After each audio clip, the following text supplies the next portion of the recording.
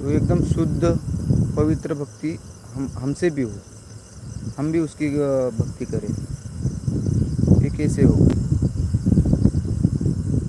जब आप संसार में जीवन जीते हुए जब ये समझ पाओगे इसका परिणाम क्या है, इसका परिणाम क्या है, चाहे शादी करो, विवाह करो, बच्चे होंगे, पढ़ाई लिखाई, व्यापार, बिजनेस, जब आप ये समझ लोगे कि इसका परिणाम तो बस शरीर तक है और एक दिन मुझे शरीर छोड़ के जाना है, इस दुनिया को भी छोड़ के जाना है, जितना भी धन रुपया प्रॉपर्टी सब ये सब छोड़ के जाना है। जब आपको समझ में आ जाएगा कि ये तो सिर्फ एक ज़रूरत है, क्या है, ज़रूरत है, और एक दिन ये सब छोड़ के जाना है। आज मैं इसका उपयोग कर रहा हूँ, कल कोई और किया था। जैसे ये कपड़ा है तो आप जब खरीदते हो तो कहते हो नया कपड़ा है, यही कहते हो ना, लेकिन ये नया आपके लिए इस रूप में है, इसका उपयोग कितनियों ने कर लिया है अलग अलग रूप में, क्या सही। आपको क्या लगा, नया खरीदा, क्या आपको लगता है नया, इसका रूप नया है और इस रूप का नाश हो जाएगा। इसके पहले इस कपड़े का उपयोग पता नहीं इस सृष्टि में कितनी बार, पता नहीं कि क्या क्या कहाँ कहाँ हुआ होगा, पता नहीं।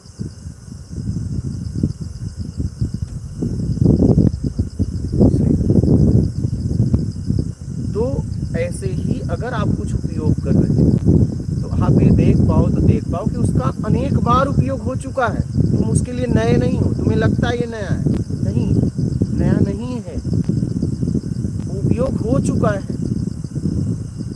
अगर उसका आप सदुपयोग करते हो तो मुक्ति मिल जाएगा, दुरुपयोग करते हो तो बंधन मिलेगा। बस इतनी सी बात है। तो कहने का मतलब है कि आप पहले समझिए कि संसार क्या है, आप क्या हो, किस लिए आपका जन्म हुआ है, क्या इसीलिए जन्म हुआ है कि शादी विवाह करो, बच्चे पैदा करो और प्रॉपर्टी बनाओ, चले जाओ, ये आपको समझना है। तो अगर आपको समझना है कि हाँ इसीलिए हुआ है तो आप उसी में चले जाओगे। और जब आप समझ पाओगे कि नहीं इसलिए नहीं हुआ है, ये सब तो साधन है जीवन जीने के लिए, लेकिन मेरा उद्देश्य कुछ और है, मानव शरीर मिला है तो मुझे कर्ता का अधिकार है इस शरीर के द्वारा उस परम साध्य तक पहुंचना है जहां से मेरा अस्तित्व है। ये बनाया हुआ अस्तित्व तो मुझे छोड़ के जाना है, ठीक है। इसका उपयोग मुझे बस इतना करना है कि मैं उस परम साध्य तक कैसे पहुंच पाऊं। इस शरीर का उतना उपयोग करना है, इस शरीर के द्वारा अनेक वस्तुओं का हमें इस तरीके से उपयोग करना है कि मैं कैसे उस तक पहुंच जाऊं, ठीक है। तो जब ये सब बात समझ लोगे तो जब आप किसी इष्ट के पास जाओ तो कुछ नहीं में चाहिए, कुछ नहीं चाहिए जाओ। अगर ज़्यादातर क्या हो रहा है, भक्ति में बहुत भीड़ है, लेकिन मतलब 99% कामनाओं की भीड़ है, क्या कामना, हाँ, उसके लिए नहीं जाते, उसके लिए नहीं जाते। वो गांव में मंदिर है, चाहे आप किसी का ले लो, वहाँ नहीं जाएंगे, 1000 किलोमीटर वही देवता का मंदिर दूसरी जगह जाएंगे। क्यों जाएंगे? वहाँ कामना पूरी होती, यहाँ नहीं होती। वहाँ कुत्ता अंदर बैठा है, वहाँ झाड़ू भी नहीं मारेंगे।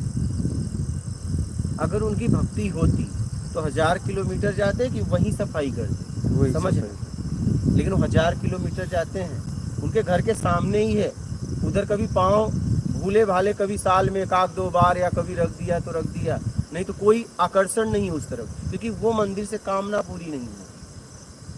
वहाँ कुत्ते बैठे हैं, किसी को नहीं पड़ी एक झाड़ू मार दे, धो दे, किसी को नहीं पड़ी, लेकिन वहाँ कामना नहीं पूरी हो। ऐसे कई मंदिर है, आपको देखो वहाँ जाते को, वहाँ आपको गांव में बस्ती रहती है लेकिन वहाँ कोई नहीं जाता। अगर कोई जाता है तो मजबूरी में जाता है कि चलो यार गांव का मंदिर है, साफ सफाई कर दो, कोई आस्था नहीं है। तो अगर आप भक्ति कर रहे हैं तो कुछ नहीं चाहिए मैं करूं, क्या कुछ नहीं, तुम्हारे अलावा मुझे कुछ नहीं चाहिए, तुम्हारे अलावा मुझे कुछ नहीं चाहिए, चाहे जिस इष्ट की भक्ति कर रहे हैं। और जब आप उसके अलावा आपको कुछ नहीं चाहिए, जब ये भाव हो जाएगा, ठीक है, तो ये भक्ति आपको उस परम स्थिति तक पहुंचा देगा। जैसे रामकृष्ण परमहंस ने कहा माँ तुम्हारे अलावा मुझे कुछ नहीं चाहिए, तो माँ ही निमित्त बन गई उनकी उपलब्धि। माँ के द्वारा ही तोतापुरी आए, निमित्त कौन बना? माँ ही बनी। माँ ही बनी। तो भक्ति में इतना लीन हो गए, यहाँ तक तोतापुरी आ रहे हैं, कह रहे हैं, वो बोले आप कौन? बोले हम तुम्हारे गुरु। बोले मैं क्या करूंगा गुरु लेके, मेरे पास माँ है। उन्हें माँ के अलावा कुछ चाहिए ही नहीं था, माँ के अलावा कुछ चाहिए नहीं था।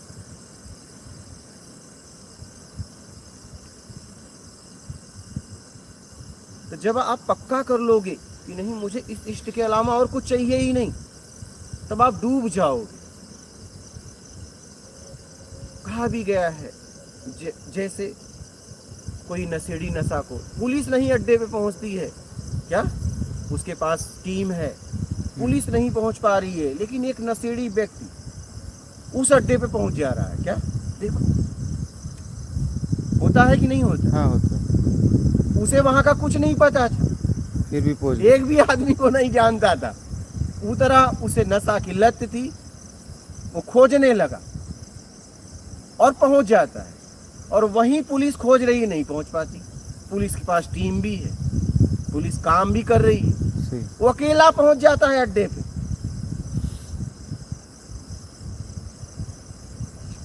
वो अकेला पहुंच जाता है, यहाँ टीम नहीं पहुंच पा रही। समझना,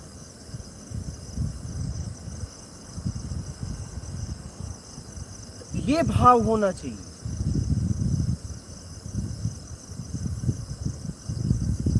रोगी जैसे अपने रोग को ठीक करने के लिए कुछ भी कर सकता है, नहीं? सही। कुछ भी अपने रोग को ठीक करने के लिए वो कुछ भी कर सकता है, किसी हद तक भी जाता है। तो ये भाव भक्ति में हो कि तुमसे मिलने के लिए हम कुछ भी कर सकते हैं, बस तुमसे मेरा मिलना हो जाए।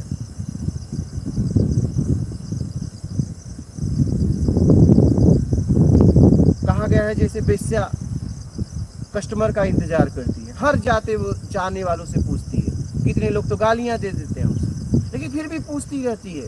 सुबह से सज जाती है, शाम तक उसका एक ही काम रहता है, हर जाने वालों से पूछना, चलेगा चलेगा, हर जाने वाले से। क्या? हर जगह। हाँ,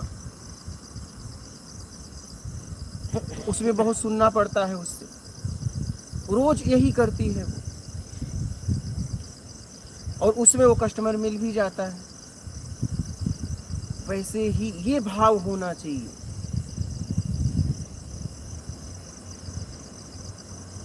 चोर जैसे सेल लगाता है कि मार भी दिया जाऊंगा, क्या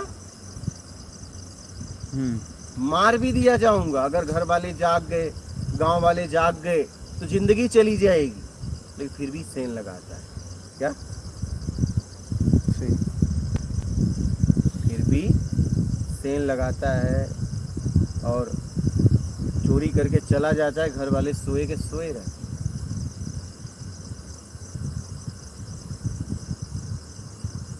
तो ऐसा भक्ति में भाव होना चाहिए कि तुम्हारे लिए कुछ भी कर सकते हैं, बस तुम मुझे मिल जाओ।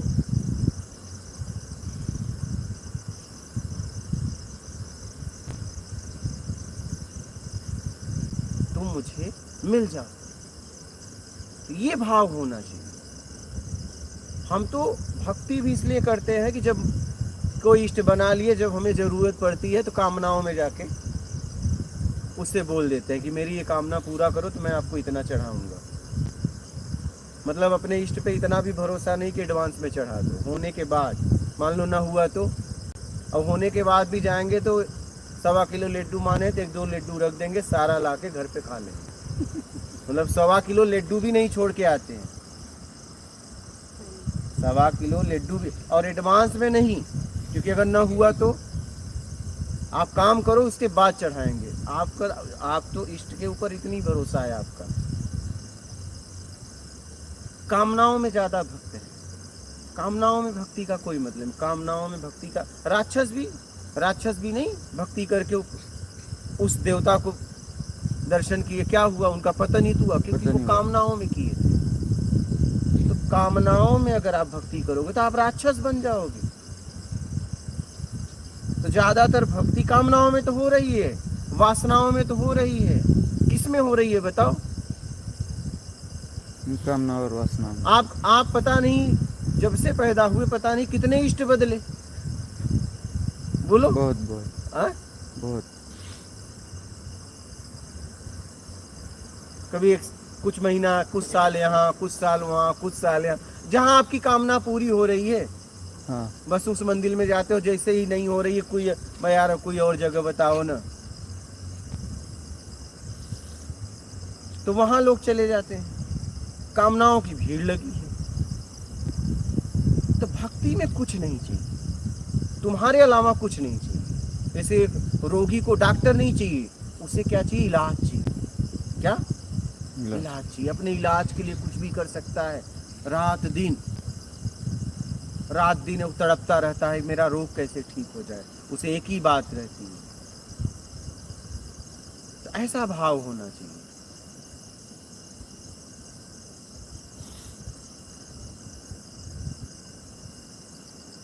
ये भाव रहेगा तब जाके आप डूब पाओगे।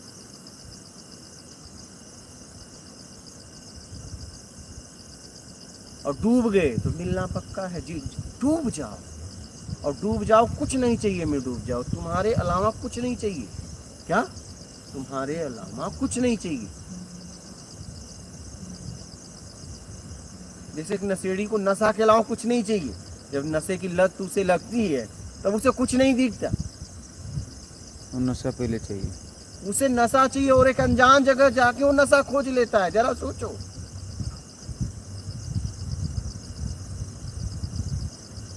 क्योंकि उसे चाहिए था पक्का, पहुंच जाता है।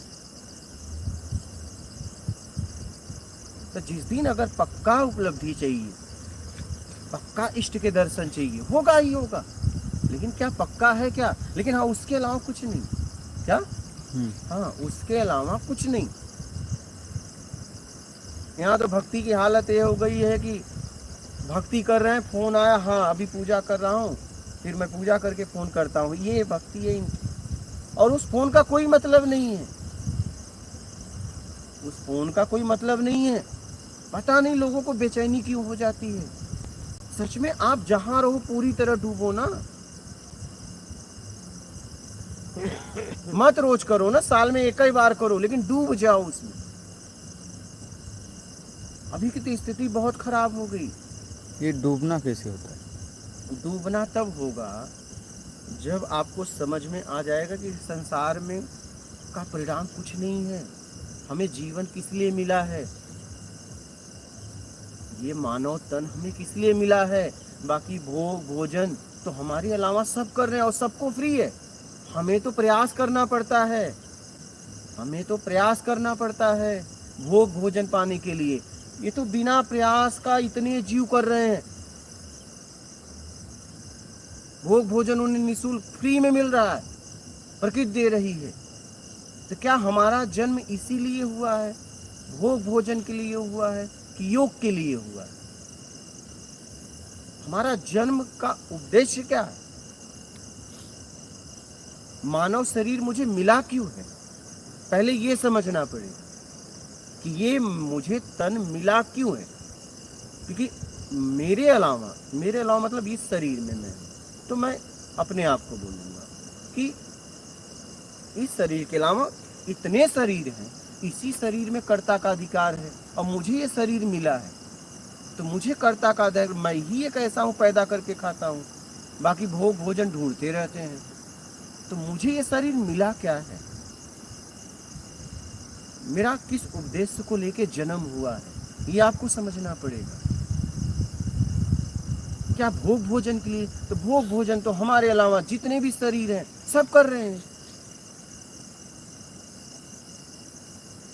हम तो एक आध दो बच्चे पैदा करते हैं, कुछ वो तो हर साल पता नहीं कितने कितने बच्चे पैदा करते हैं, नहीं? सही।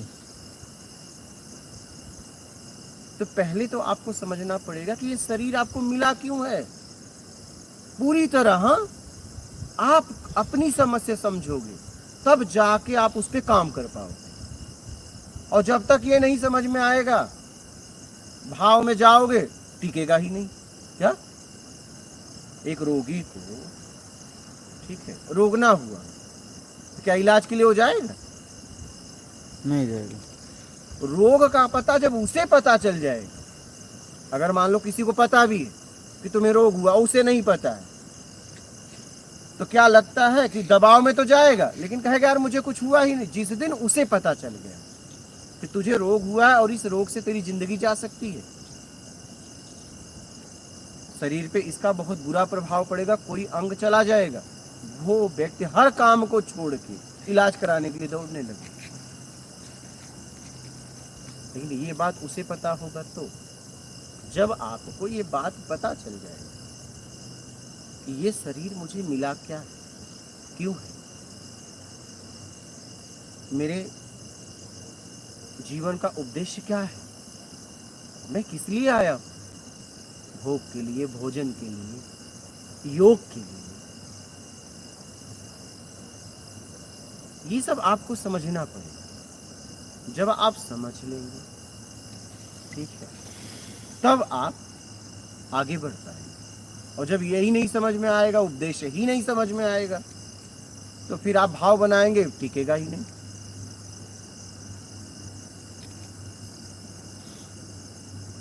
तो ये पूरी तरह समझना पड़ेगा।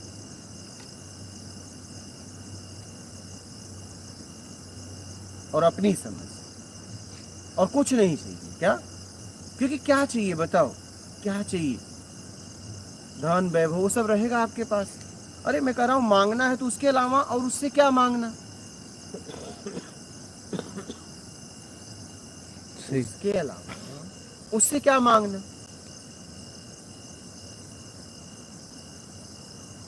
बाकी कोई चीजें मायने नहीं रखती उसके सामने। एक जादूगर है, तो उसका जादू क्या मांगना, जादू तो बदलती रहती है। जादूगर ही मांगो। हाँ, खत्म।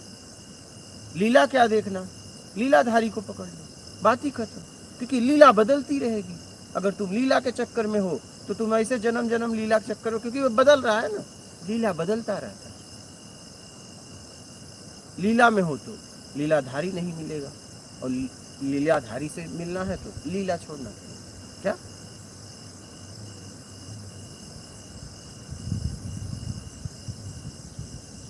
समझ गए? ठीक। तो ये तय आपको करना है। व्याकुलता तब बढ़ेगी, बेचैनी तब बढ़ेगी जब आप समझो, जब आप समझो। अगर समझोगे ही नहीं तो कितना भी भाव बनाओ टिकेगा ही नहीं, रुकेगा ही नहीं।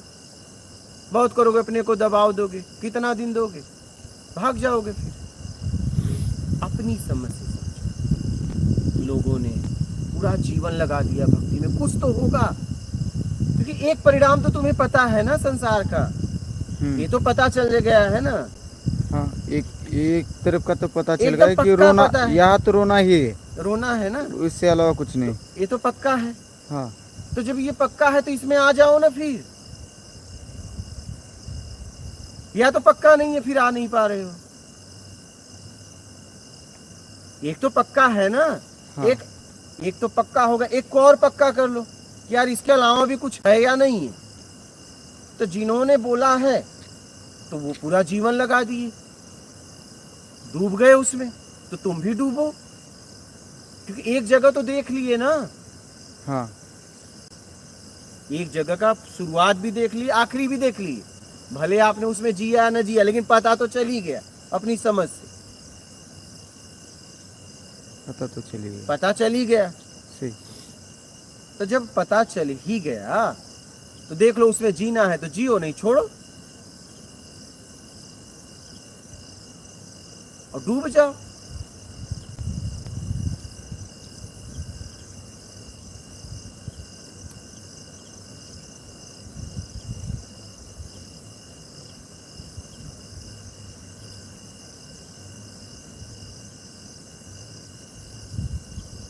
डूब जाओ।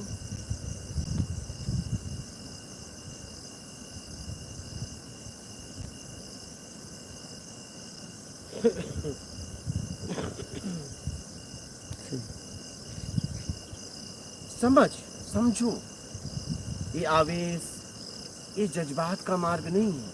क्या? ये आवेश जज्बात का मार्ग नहीं है, ये समझ का मार्ग है। क्या? समझ का। और अपनी समझ से, किसी और के समझ से नहीं, किसी और के समझ से समझो, लेकिन समझो अपनी समझ से। अब उसकी समझ से ही मत चलते रहो, नहीं कहीं नहीं पहुंचोगे। कोई कह दे कि चलो मैंने पढ़ना सीख लिया, और जिस दिन आपके पढ़ने की बारी आई, आप उसके साथ कितना भी रहो, आपने पढ़ना नहीं सीखा। हाँ, चलो आपने पढ़ना सीख लिया तो कोई बात नहीं, और जिस दिन आपको पढ़ने की बारी आई क्या करोगे? आप तो गधा ही रहोगे। बढ़िया, हाँ? सही। जिस दिन आपका नंबर आएगा उसके साथ कितना भी रहो दिन, और जिस दिन आपको पढ़ना हुआ, मान लो निकल लिया, और जिस दिन आपको पढ़ना हुआ तो क्या करोगे? पढ़ना ही नहीं आता तो पढ़ेगी कैसे? गलती क्या हुई कि जब वो था तो उस काश पढ़ना सीखते। अगर उसे पढ़ना आता था तो तुमको भी पढ़ना सिखा देता हो। क्या? हाँ, अगर किसी को पढ़ना आ गया तो इसका मतलब उसने उस पढ़ना अगर सीख लिया तो पढ़ाने का तरीका भी सीखने में आ जाता है, उसे सीखना नहीं पड़ता। जितना उसे पढ़ना आया है वो आपको भी सिखा देगा। तो आपने क्या किया? टाइम पास किया, चलो यार तुमने सीख लिया ना तो कोई बात नहीं। क्या? तुम तो पढ़ दोगे हर जगह, लेकिन कभी न कभी साथ छूटेगा। हाँ, और जब आपका पढ़ने की बारी आएगी क्या करोगे? पढ़ ही नहीं पाएंगे, पढ़ना ही सीखना है। इसीलिए जब तक उसके साथ पढ़ना सीखो, ये जरूरी कि कैसे पढ़ा जाए, मैं भी उस स्थिति पे कैसे पहुंचूं। अपनी समझ।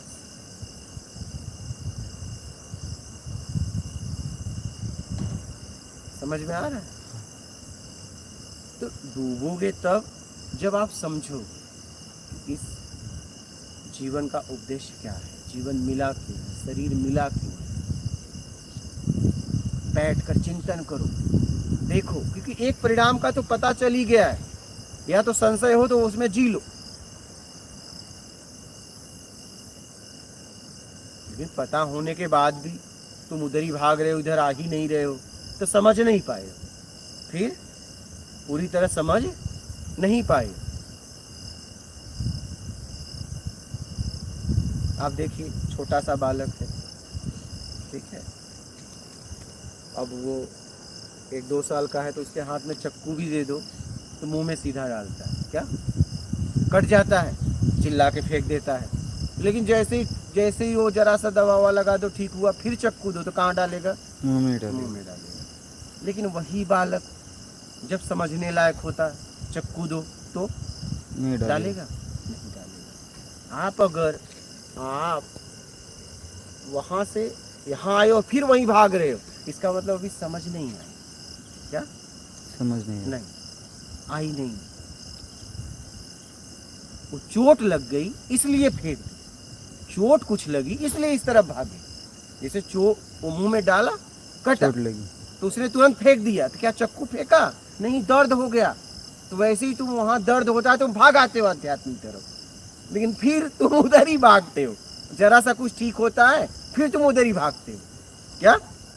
जैसे बालक को चक्कू पकड़ता है, कट गया, फेंक दिया, अब सबको लगेगा चक्कू फेंक दिया ना, चक्कू नहीं फेंका है। क्या? दर्द हुआ? नहीं, उसे दर्द हुआ है और असहनीय पीड़ा हो रही, बहुत ज्यादा दर्द है, चक्कू फेंक दिया। वो जैसे ही दर्द कम होगा, ठीक होगा, वैसे फिर चक्कू लेके मुंह में ही डालेगा, क्योंकि समझा नहीं।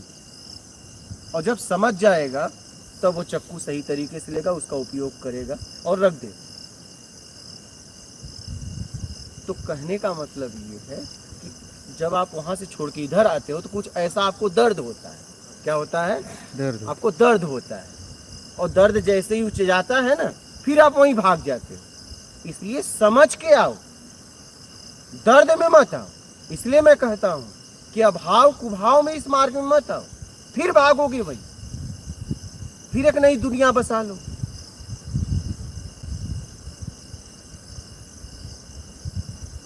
आप समझो, जब आप समझ लोगे और समझने के बाद आप वहां से निकलोगे तो आप आध्यात्म में पूरी तरह आ जाओ, तो पूरी तरह समझ लो और अपनी समझ से समझ लो। अब वो बालक के सामने जितने लोग हैं सबके पास समझ है, लेकिन क्या बालक उनकी समझ से समझ पाएगा? लेकिन कहीं न कहीं वही लोग निमित्त बनेंगे इस बालक को समझ देने के लिए। ये ध्यान रखना, आपको कोई न कोई समाज का कोई न कोई व्यक्ति आपको निमित्त बनेगा समझ देने के लिए। समझ ऐसे ही नहीं आएगी, कोई न कोई शरीर रूप में मिलेगा और आपको समझ देगा। आप अपनी समझ से समझ के आगे बढ़ो।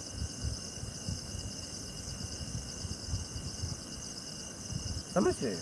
हाँ।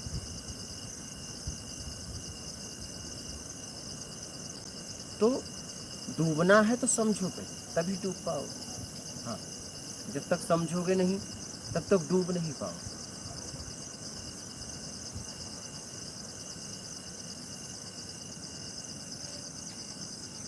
अब नशेड़ी मान लो नशा ले और पिए ना, तो क्या वो नशा के लिए कभी व्याकुल हो सकता है?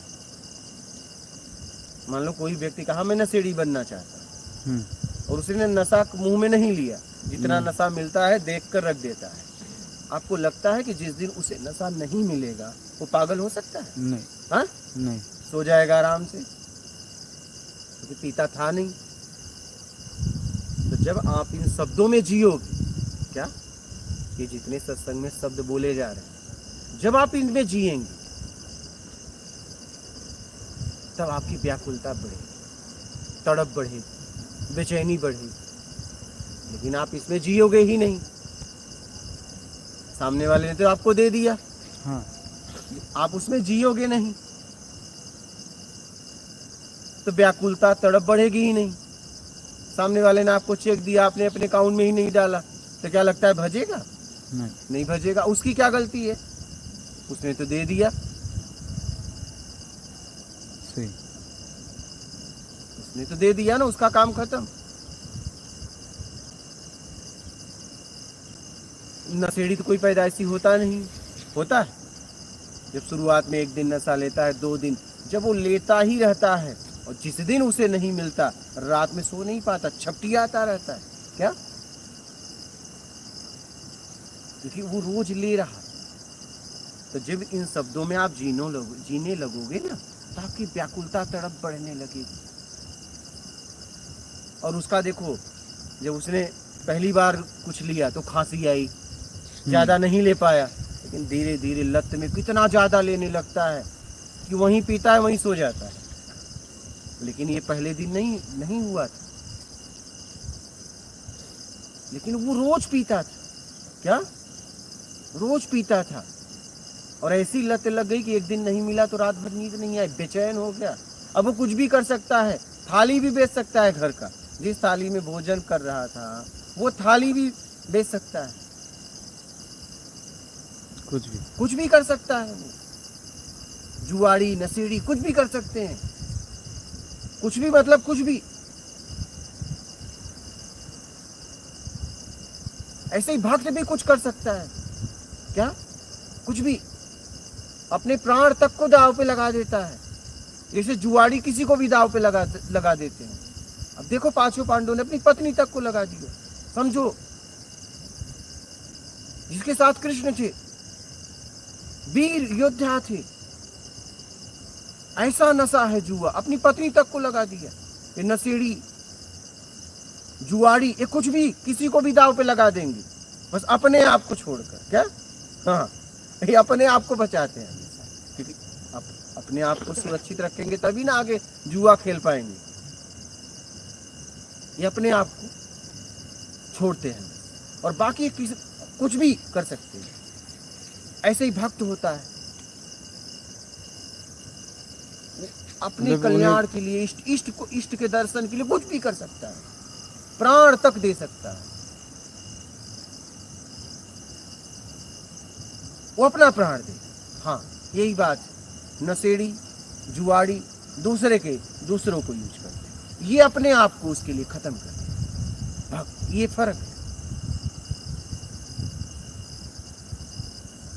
जुआड़ी नशेड़ी किसी और को दाव पे लगा रहे हैं क्या? हाँ, भक्त अपने आप को दाव पे लगा देता है।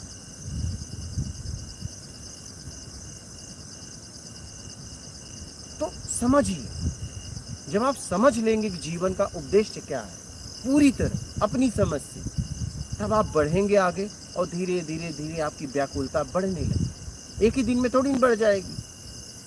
आप गए और सोच रहे हो आज ही बढ़ जाए। आप एक ही दिन नशा करो और बोलो मैं लत्ती हो जाऊं, नहीं हो पाओगी। दूसरे दिन नहीं मिलेगा आपको, कुछ नहीं होगा, क्योंकि पहले दिन पिए तो खांसी आई। क्या सही। अब तो सालों पीने के बाद ये हुआ कि मर जाऊंगा लेकिन नशा चाहिए। इंजेक्शन वगैरह लेने वाले क्या करते हैं, उन्हें पता है मैं खत्म होने वाला हूं, लेकिन कोई बात नहीं, पीकर खत्म होऊंगा। वैसे ही भक्त होते हैं कि खत्म तो होना ही है, क्यों ना अपने इष्ट के लिए खत्म हो जाए, जैसे नशेड़ी नशा के लिए खत्म हो जाता है। कितने लोग ऐसे देखे होंगे समाज में। तो समझिए, प्रयासरत रहिए। इसलिए मैं कहता हूं कि अगर आप कुछ समझ रहे हैं, कर रहे हैं, तो प्रयासरत रहिए, लगे रहिए। अब कोई सोचे कि मैं आज नशा किया फिर 1 साल बाद करूंगा, ठीक है, और एक आदमी 1 साल तक पूरा नशा किया, लत किसको लगेगी बताओ? जिसने पूरा किया है 1 साल तक लगातार किया उसे ना। तो जब लगातार लगे रहोगे तब कुछ होगा, तब डूबोगे। अब तुम 1 दिन किए, चलो 1 दिन किया, फिर अगले साल फिर कर लूंगा, और सोच रहे हो कि मैं डूब जाऊं। जब कोई काम नहीं रहता तो आप भक्ति की तरफ बढ़ते हो, छुट्टियां उट्टियां हो जाती हैं तो भक्ति की तरफ बढ़ते हो। हाँ, और रास्ते में अगर फोन आ गया कि काम करो, ऑफिस में इमरजेंसी है और आपका लाभ भी है, तुरंत आप चले जाओगे। मतलब आप भक्ति भी करते हो तो आप दिन में एकदम फ्री, कोई काम धंधा आपके पास नहीं है। तब रास्ते में अगर फोन आ जाए तो तुम वापस चले जाओगे। ये हालत है। निठल्ले है तो भगत हाँ? निठल्ले है तो भगत के कर। यही गड़बड़ है, यही गड़बड़ है।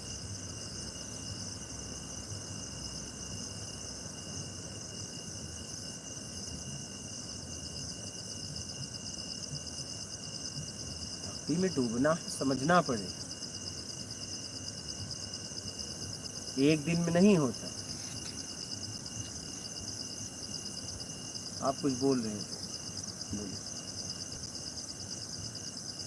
ये वही उनका जो भाव थे, मतलब उनका भाव कैसा होगा जो इतने डूबे या डूबना चाहते। समझे ना, वो समझ गए कि हाँ कुछ नहीं है,